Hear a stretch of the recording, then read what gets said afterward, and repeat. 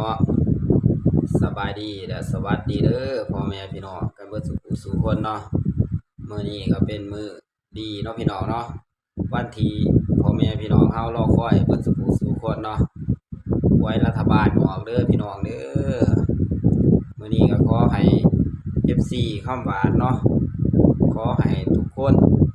มีสุขมีลาภเนาะพี่น้องเนาะมื้อนี้เนาะไว้รัฐบาลออกเนาะแล้วก็ผู้ใดมีตัวเด็ดเนาะพี่น้องเนาะ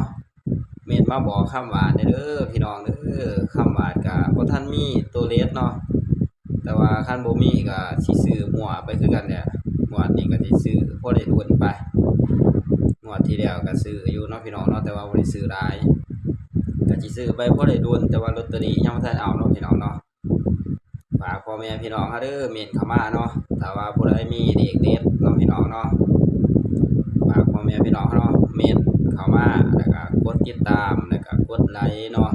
ถ้าเป็นไปได้ก็กดแชร์ให้เด้อพี่น้องเด้อจะได้เป็นการมองเห็น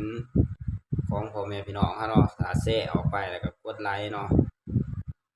คนอื่นจะได้เห็นนำเนาะพี่น้องเนาะคำว่าก็สิได้จบคลิปไปก่อนเด้อพี่น้องเด้อก็สิกล่าวคำว่าสบายดีและสวัสดีเด้อ